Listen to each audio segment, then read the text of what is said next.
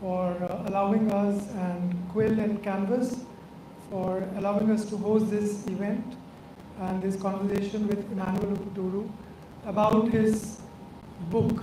I don't know how many of you have read this book. I'm sure some of you have, some of you will after this conversation over it. Provokes you, intrigues you to pick up this book and read. So what we'll do today is we have some questions which are from the book which I will ask, and thereafter we'll ask you to ask you some questions. We'll keep the floor, and thereafter we can you all can get the of take photographs, etc. Welcome. Hi, Vishnu. Hey. So thank you all. So we are here talking with Emmanuel Upputuru, and I don't know how many of you know, if I may introduce you, he is India's top creative, #1 creative. He was way back in 2003, 2004. So can we have applause for this? And Madison. So that was then, but today we are talking about an author here. And he's written this book called Who Do You Think You Are? It's a very provocative title. It's a audacious title over Who Do You Think You Are? So I want to ask Emmanuel, what made him write this book at this young age, if I may say, an autobiography? Okay, I'd like to thank everybody, all friends and doctors and colleagues and other people that I know and members of this club and you also all this time. I really appreciate all of you coming here, and I feel, why am I doing this? I could have sit with you guys and have a cup of tea and talk, but here am I, and obviously we'll have to spend a few minutes, we'll go through this. And okay, I'd like to have a little reservation of using the word author, because that's too big of a title. It means certain things, and I don't think I consider myself as an author, even though I have a book in my hand, because I must admit it's a self-published book, and though I do use it as a card at home to get away by saying this, what I say in English is correct, but truthfully I just consider myself as a writer by some kind of a fluke is not the correct word, because grace that I've survived in the industry as a writer has been my job, and I just started putting my thoughts together, which ended up being a book. What is the question? What inspired you to write this book? This, at the end, it's called a blurb. At the back it says my journey about this book. I've been a very athletic sports restless physically, and my doctor, Dr. Geeta Techit, knows all about it. And I've had a long chats with her about it. That being somebody so physical, I still very clumsy with things, and I have to very active physical. And so I don't know what reason, and the doctor said, don't ask as to why you have all these things, but I have a lot of issues in my body. In fact, I continue to have, I have a knee injury, and I have plantar fasciitis on my ankle, and then there's a C3 on my neck. There's a problem, and now I have a tennis elbow and all kinds of things. All my body has some issues with the other. So when one day I was just like, almost 20 years ago, more than 20 years now, I was lying down on the floor and I felt like, what is this the only body I have? You know, that I wish I had another body, and therefore that made me think. So most of the answers I'll try to read from the book, because I consider myself a writer, not like a talker. I'll just give one of the things that I had in my body. Okay? And it's from the book. It says, if you could lift my t-shirt, that's in the book, but if you can lift my shirt that I'm wearing right now, you will see a 9-inch cut mark just right off my belly button. It was the result of an operation to evacuate the damage my appendix had done after it burst and threatened to end my life. I'd gone to South India to visit. Died. I was taking Eno and antacid and pudina and Ayurvedic medicine for indigestion and gas because I thought the stomach was upset with me for eating some really delicious plus some spicy food every day. I did not know when the appendix exploded. I did not hear it. So there are from many injuries that I gathered over a period of time, and then I was just like very frustrated with my physical body, and I wish I could continue to run and jump and stuff like that. So when I started thinking more about it, then I realized the body is what I have. If I have the body, then I am not the body. So there are two entities, right? I'm dealing with my body, and therefore I'm not the body. And so that sort of a dialogue was the beginning of the journey, and started putting my thoughts on my laptop. And I didn't think that I'll become a book, and I didn't have a structure, and I continued to write over holidays, over in the flight, or whatever thought I would get, I would put it down in the notebook and I keep writing for many years. So how many years it took, like, when did you start? So it never stopped. I used to, whenever I see an argument, when I see a note, whenever I see in a meeting, in a presentation, or going by car, flight, I would get these thoughts, which would all was anchored in this thought argument that was growing in my brain about the identity of man. Because if I am not the body, then who I am? So I just started writing, and then words used to grow and then all that. And then I thought the only way to stop the writing is to put it into a book.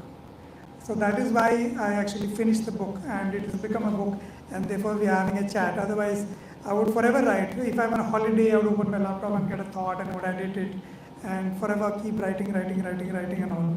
So then actually, in my previous job, thank you Shilpa for coming here, and after a lot of work on Samsung, I took a break. I went to Mukteshwar for a week, and then I sat down and did the final draft, and I put an end to the writing and said, chalo. And how do I know it's ending? If I can just get a publisher or somebody to finish it, that's how it ended. Okay, I think the book largely talks about identity. Should I not introduce who you are to everybody? Sorry? Should I not introduce who you are to everybody? I think it's not about me, it's about you. And who do you think you are?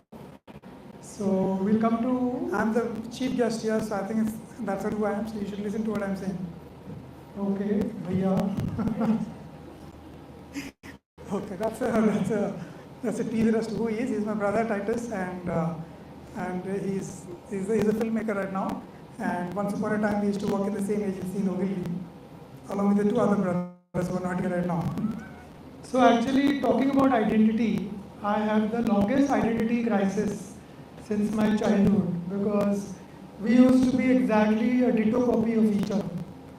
And his friends would come and say, hi, Emmanuel.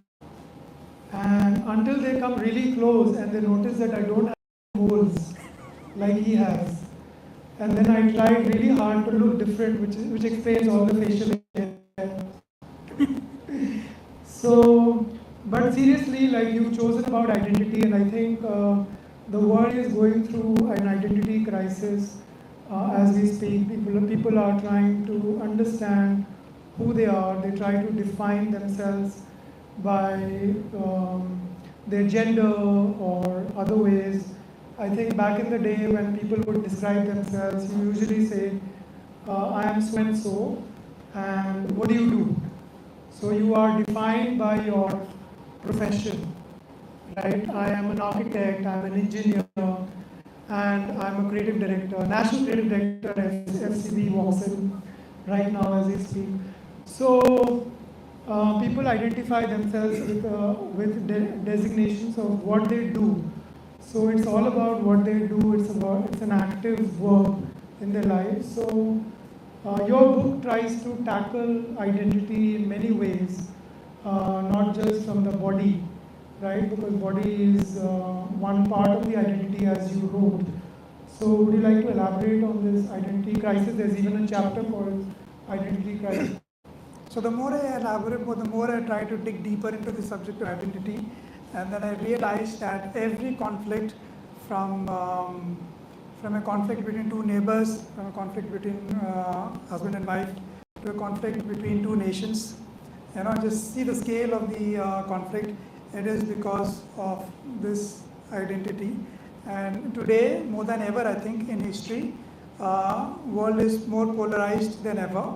Every country is saying, make America great, and in India, it's called nationalism, and Britain tried to do Brexit. And so I think every conflict in the world is because who I am. So from a very complex issues between Jews and Palestinians. So I'm saying it could be like you're a moderator and I'm a writer here, and I could say, why you're not asking the right questions.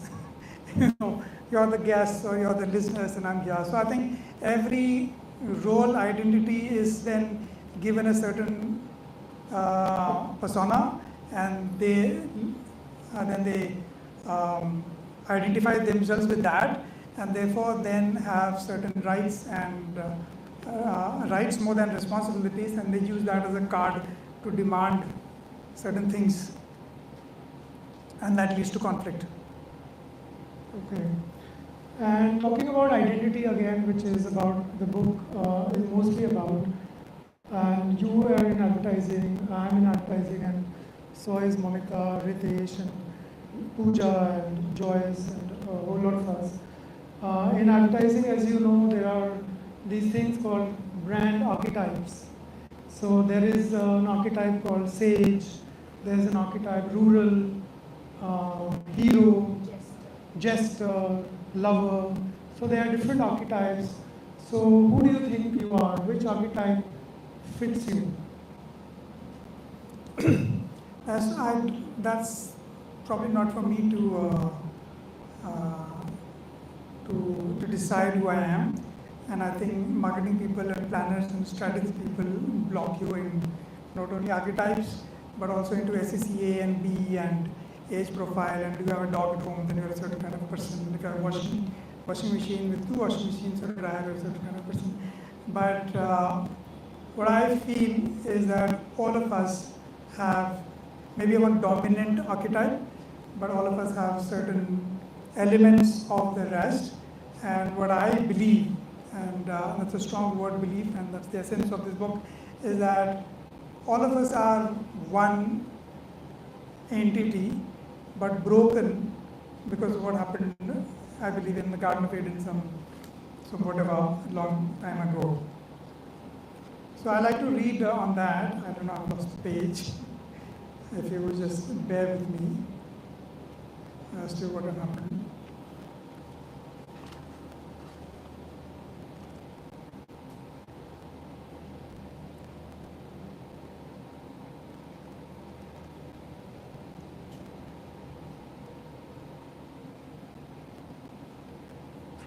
There should be a commercial break now. Brought to you by Samsung Fold.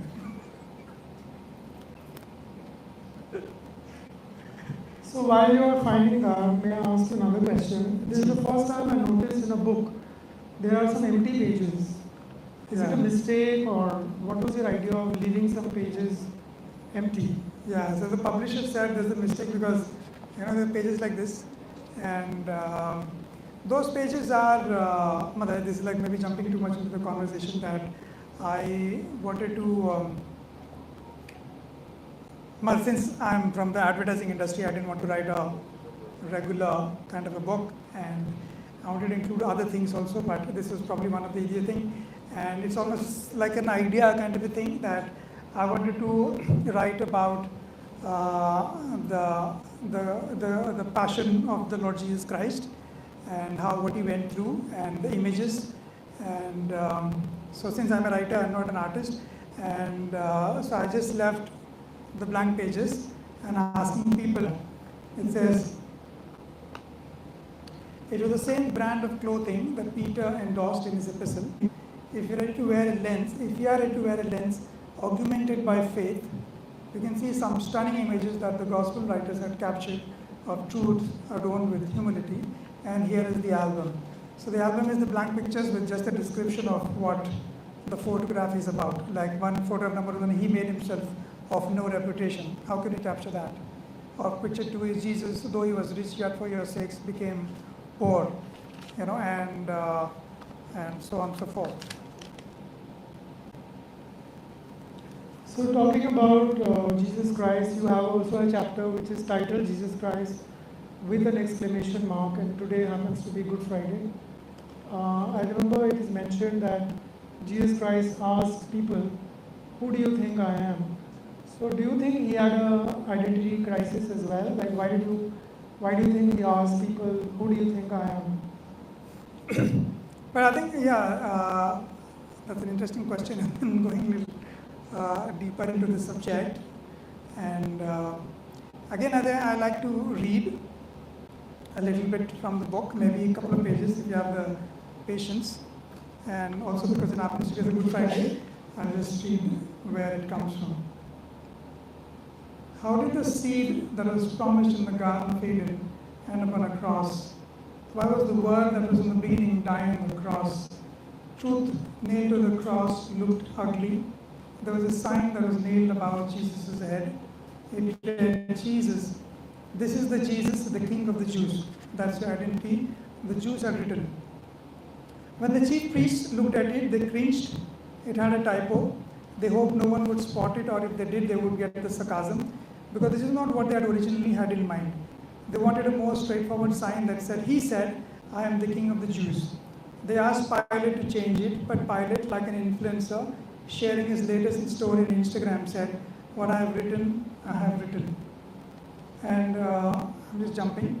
To the human eye, it looked like Jesus was on the verge of a humiliating defeat, but it is in humility Lord was doing more damage to Satan than he could ever imagine. He stayed on the cross to defeat Satan's pride by his own profound humility. Jesus did this despite Satan's desperate attempts to inject pride and trigger him into a power struggle.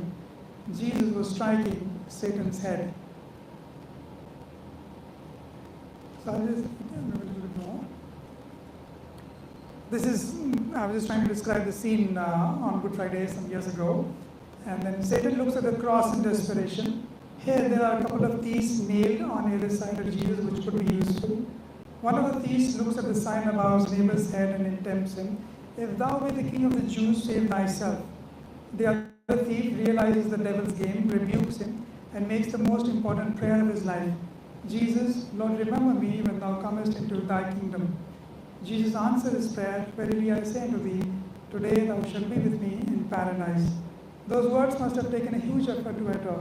Jesus' mouth, unlike the mouths of the soldiers spitting upon him, is dry like potsherd. His tongue sticks to the roof of his mouth. He cries out, "I thirst." Satan looks at the soldiers and screams at them, "What are you waiting for?" The soldiers fill a sponge with vinegar and put it upon hyssop and put it on his mouth, and they tempt Jesus, who was hanging on the cross for 6 hours, for the very last time. "If thou be the King of the Jews, save thyself." It is too late. Jesus bows his head and breathes his last.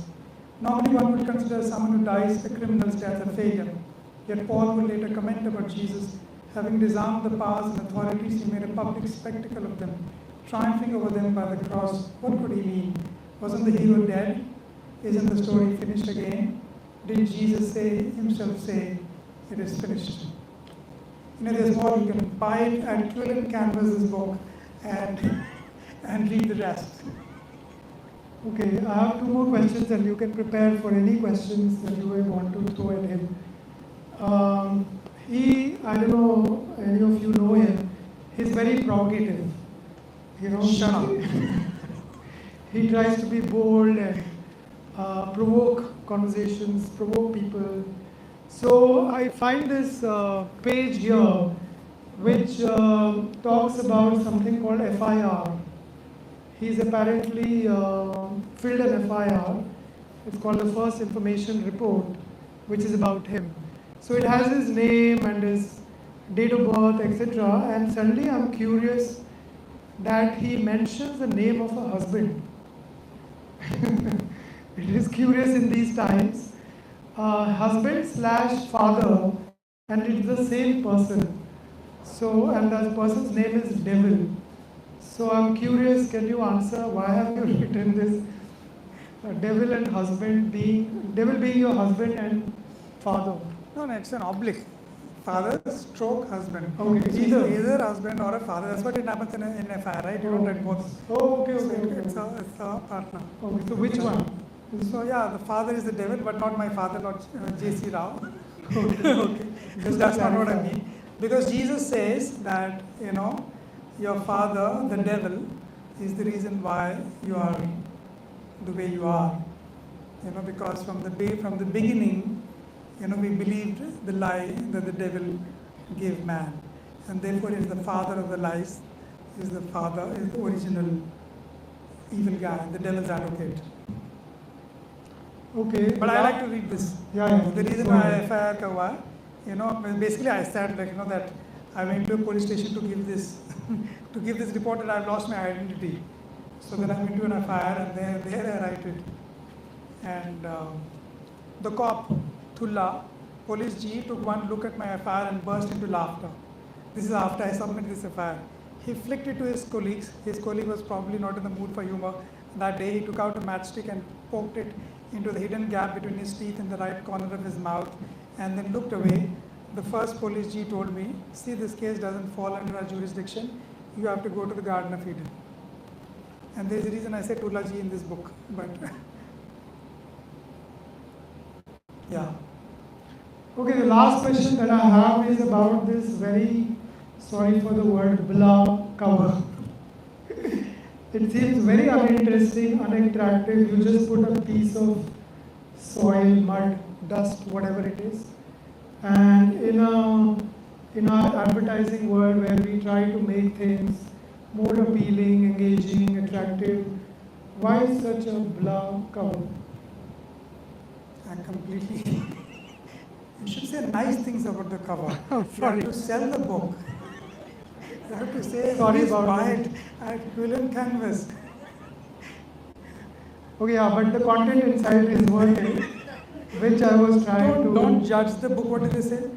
Oh yeah, correct. Let's not judge the book by its cover, but still. But that, okay, one reason I didn't go to, a lot of people say, that I went to many publishers, they rejected it, I got 100 rejections, and all that. I didn't go to a single publisher to ask this book to be published, because we are in the industry and every day, with due respect to our clients, we have a lot of feedback, and then nothing goes the way you imagine it ever. I think for good reasons only. Not always. There is for good reasons. Okay, there are many reasons we think about it. But then I just wanted to write something that I totally wanted to write. Well, obviously, Joyce, my wife, and she read it and gave feedback, and made comments and helped me craft it to a large extent. But I didn't want to be dictated by a publisher and saying, oh, I don't like the title. In fact, the title is also written by a writer called Alice Munro. She's written a book called Who Do You Think You Are? And there's some songs also. As being a creative guy, can't I think of a better title and all. But I thought, I had many titles in my mind. I thought, but this just got the spirit of what I wanted to write. It's basically Dilli wala, janta nahi main kaun hu, but it's both aggressive and it is self-asking the question, and that's what. No, I mean to say the design. Why For is the there- design, for that, I have to thank Adityan, he is here, he is the designer. You have to blame him for this. Okay. But I'd like to thank him for painstakingly designing this book for the last, it took almost a year and a half to design this book, and we went with multiple editions to write it. And Rachel, my daughter, gave me the last push in getting the editing correct. Okay, thanks so much. So I open the floor to all of you. You may have questions regarding the book or about an author himself. Any questions, keep them coming.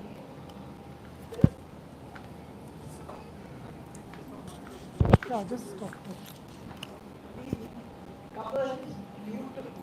See, I don't. Beautiful film. And you do say, who do you think you are? You many things all rolled into one, and all of us are.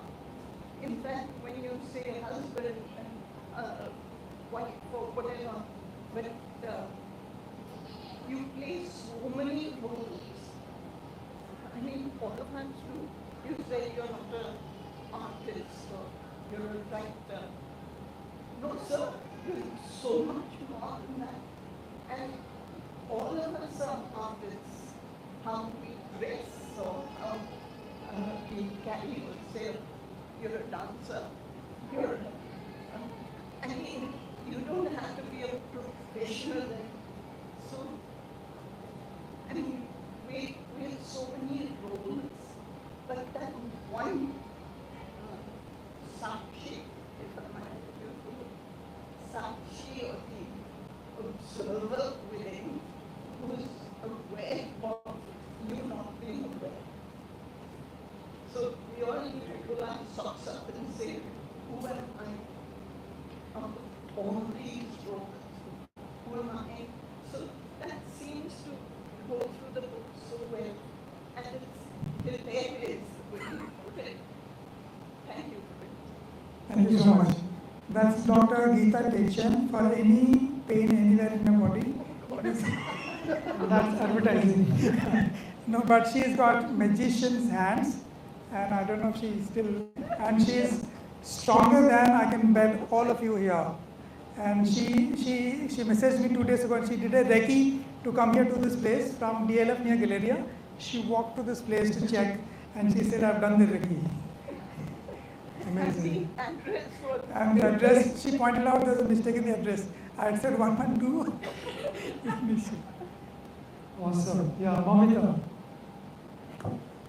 Since you opened the subtitles, I think the cover is fantastic. Oh, okay, so my bad. In fact, on the WhatsApp group, when I was looking at it, and I thought in the middle of all the colorful, in fact, jarringly colorful book covers these days, this is so disruptive. You know, it'll get noticed. And it's so, I also feel that it's social media friendly because your typo is in your face, and I'm not going to bore non-advertising people with all that. But I just want to know from you that is this something that you just one day decided I'm going to write a book, or is it like many of us who through many years think that I should write a book on that, or you know I'm prepping it up? Did you have notes and then you collected them? Like in case I missed it, it was there in the beginning. But were you planning to write this book, you know, for a long time, or did you just decide and go for it? The first time I thought I'd write a book is after reading Plato's Republic, and I thought I'd write something non-fictional, but then that thought went away, got into advertising, and I didn't have time. But then I don't know if you missed it, that I have a lot of injuries in my body which made me start thinking about who I am as an identity, and then I am not the body, if I am not the body, who I am. And that made me search, and the answers I found from the Bible that I read every day. And then it took me on a journey which said that man is not just a body and this I am, which is the soul, but also spirit, and God being the spirit. And then so that's sort of the journey that I took, and I started writing about it and collecting thoughts from wherever I see, watch, observe, and then going back to the Bible, and then led by it, and then put it together. And the reason I wrote the book is not to write a book, but to stop writing it, because I was forever writing at shoots, in aeroplane, holidays, and all that. So that's the reason I finished. But the answer is like, the end of the journey of the discovery, actually not the journey, is that I realized that I'm nothing. No matter who you think you are, and the do is like you're a physiotherapist or a writer or a marketer or a creative, that's what we do. But that is so little of who we are. We get, I think we get cheated, if I may use that word, or delusion that that's who we are. But that is such a small thing of what makes us. And a lot of other things as we project that this is who I am and what I am. But if you remove all these layers one by one, and that's what I try to do in this book, then you find out that you're nothing, and that nothing is dust, because ultimately we all end up being the dust, and that's what who I am. And then I get mixed with the dust, and then I believe that the dust, that's what the writer says in the book of Solomon, that the dust goes to the dust and the spirit goes to the one whose God is the spirit himself. So in the end, I pick from I don't know if this guy, Momita, there's a Prasad Raghavan, he used to mention this a lot and I followed him. There's a guy called Francis Ali. He's a performance artist, and this is the way I end this book.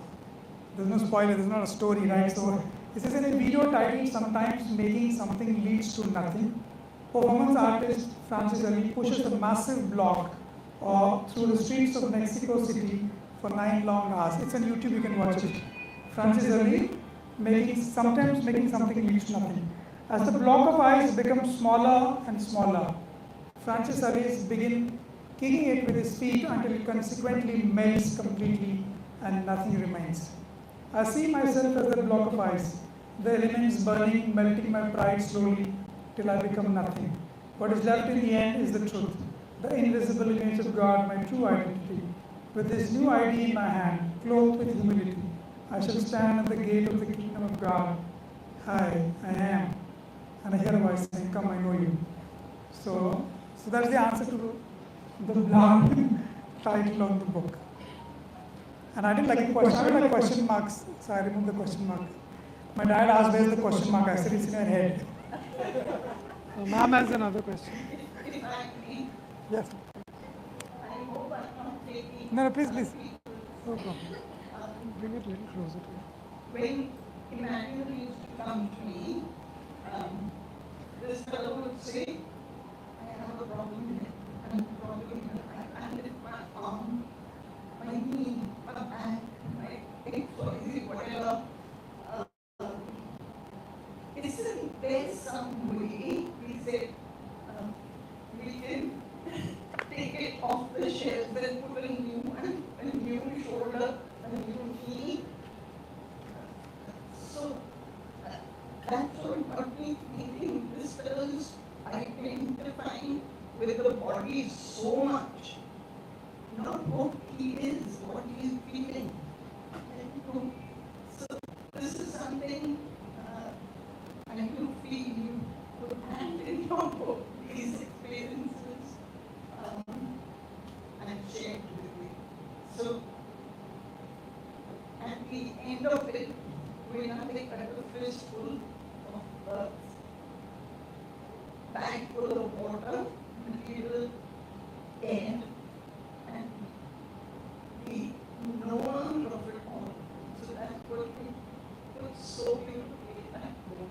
Read it, everybody. You. Thank you. Any more questions? Okay, Rachel has one.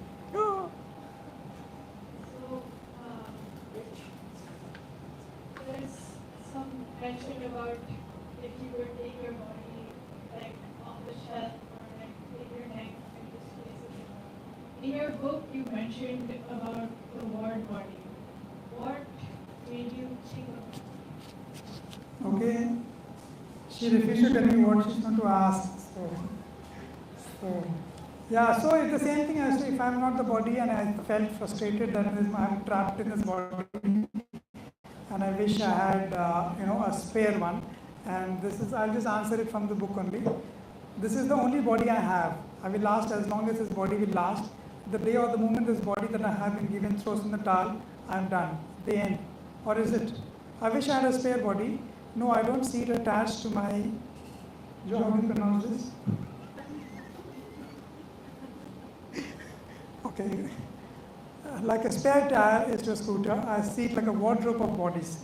Every day in the morning when I open the wardrobe, or should I call it a ward body, I'll be presented with a range of bodies for the day. Does that answer your question? Rachel? The haves will have a bigger ward body than you and I will have. Financial companies will of course make it easier for the have-nots to have such bodies in equated monthly installment. So do you want a body loan? Wonderful. Who else? Okay, Sharon has a question.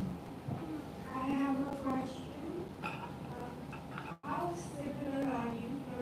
personality to your writing? To my writing? Yes. What do you mean? Like, for example, like how your personality can it be seen through your writing? What do you think? I don't know. No, I obviously identify which is why I didn't go to any publisher. I just wanted to write the way I feel. Didn't want to be edited by anybody. In fact, on that note, from a creative perspective, in films, there are something called a director's cut. People make a film and then there's a director's cut. When you're in a book, you listen to many authors and they say, but that chapter got pulled out or this got cut.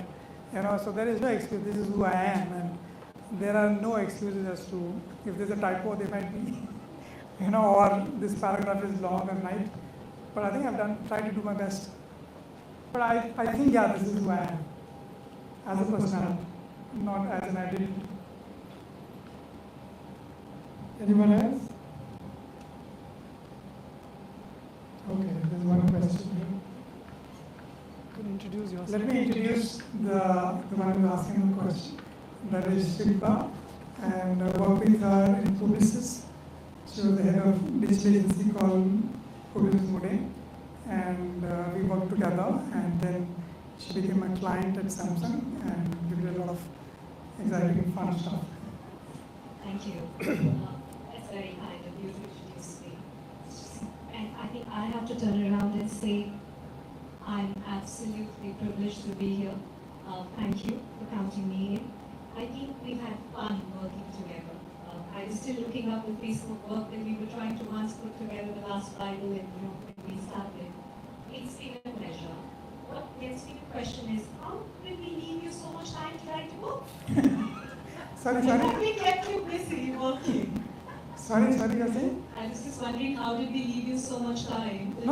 This took 20 years. So. That's what I wanted to get to. How many years, and why does it stop now?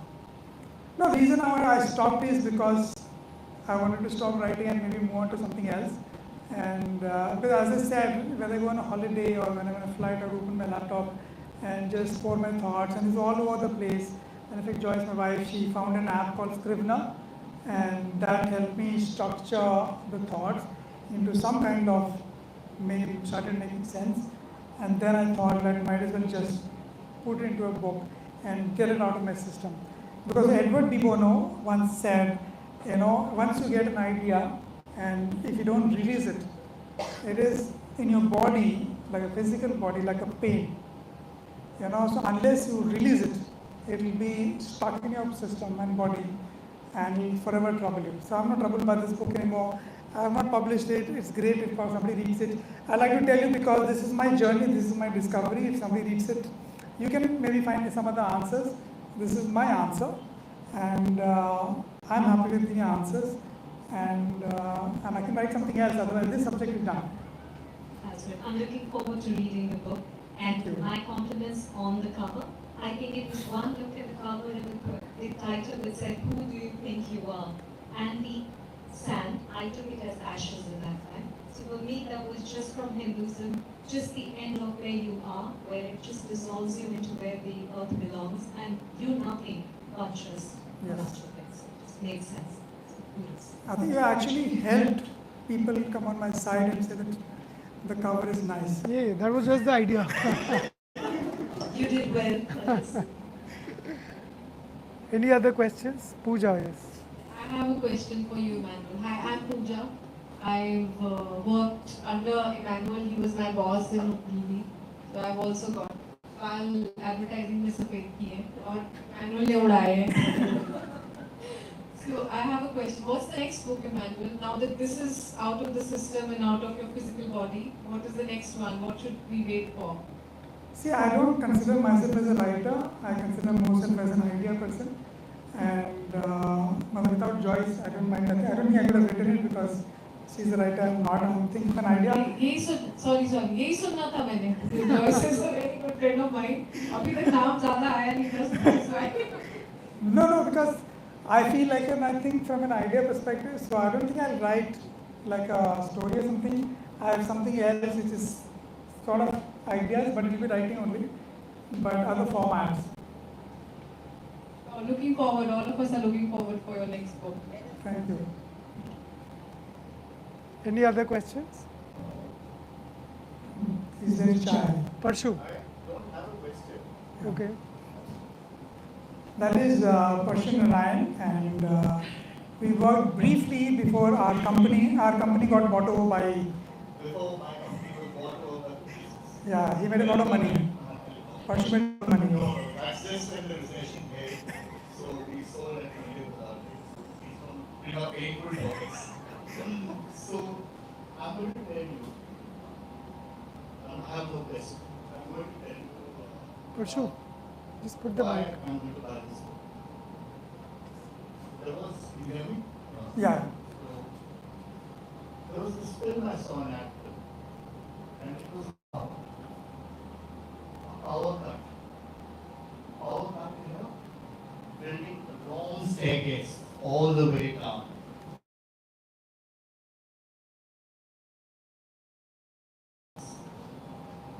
And he was trying to make his way gingerly, step by step. When somebody, that person got him down, and they stepped out under the street lights. And the person who helped him down was blind. It was blind. So it was an ad for the national bank. So I asked my buddies here from St. Louis, who's the guy who did this? And he said someone called Emmanuel. And then I realized that one of the many answers to the question, who do you think you are, is that Emmanuel could connect the human spirit. Or it could be was. That really struck me, and it stayed with me after how many years is that? I think 20 years? Yeah, it's 2003. There you go, more than 20 years. I can still relate to that. But there's something extraordinary within him, an antenna that's able to pick up on the human spirit. And that's the reason I'm going to buy this book. Because who Emmanuel is a worth to all of us. And that's like so much. Thank you so much, Parshu. That's like very kind of you. Anyone else? Okay, one more. By the way, we walked the streets of Paris Yes, together. we looked at the art teacher and said, India get away, One question from Oh, Sam. no. Okay, so I have a question. What was the turning point in your life that led in your journey to Christ? Oh. So, well, in fact, that's maybe some tissue papers will come out. Because today is the 18th of April, and it's not just Good Friday. So I'll read something, and that will be the answer to the question. I think it close in 5-7 minutes, yeah. Joanna? Until 1989, April 18th was solely my sister's birthday. A train carrying my mother, my sister Hepzibah, my youngest brother Joshua, and my mom's sister's son Isaiah Timothy, and over 500 other passengers was scheduled to reach New Delhi that afternoon. I was studying when Dad came from the station informing us that the train was delayed. In the evening, went out to play a bit of cricket. Dad prepared a special dinner, like always, mutton curry and yellow fried rice. We left in a white Mark II Ambassador for the railway station to receive mother and company. As we were leaving our colony gate at about 8:30 p.m., a red Maruti van stopped us. My cousin leaped out of the right seat window and asked, Mama, did you hear about the accident? I was dropped back home along with my aunt and then blah blah blah, but I don't want to take too much time. And then I don't remember how the rest of the night went. In the morning, Hindustan Times broke the news. 56 killed in Karnataka Express accident. New Delhi, April 18th. The next day morning, one Uncle Koshi from our church, after reading the news, came home early in the morning. He and I decided to go to the near the railway station to receive the news. My dad had gone to the accident site. As you would appreciate, was pre-mobile phone, pre-internet, mark yourself safe on Facebook days. We went to the bus stand and boarded the M13 in a mini board bus, notorious for cramming passengers who would normally fill a larger bus. As we were on the way, I heard a couple of people seated in front of us discussing the accident. One person said something I can never forget. The newspaper says 56 people dead, but I'm sure more people would have died. It was exactly the kind of reassurance I was looking for. This deadly comment every time there is a mishap, and the news reporter said casually, X number of people died, however the casualties are likely to go higher. We come home, I'm just cutting. I started pacing up and down the drawing room with my head down. The floor was made of cement mixed with black and white broken marble stones. This was held together by cut glass and square boxes. I remember taking longish strides to make sure my foot landed right in the center of the box. I lifted the other foot from the center of the box behind me to land in the center of the box ahead. It was like a slow, rhythmic march. I prayed, Lord, Mamini, Efsini, Jashini, Bujanini, Kaparani. Lord, please save Mami, Efsi, Jashini, Bujana. I repeated this prayer in a loop. The prayer became a beat for my march. The phone of the neighbor's house rang. Titus, one of my younger brother, went to receive it. It was from Uncle Matthew, an elder from church. Uncle apparently had the news, but couldn't bring himself to break the news when Titus told him that Dad went to the station to receive her mother. More and more people started dropping in. All of them gathered in the drawing room. None of us bothered to offer the guests tea or water or interact with them. I was marching within the boxes when slowly the volume of the voices reduced and turned into whispers. Suddenly, just like that, someone not talking to us directly slipped the sentence,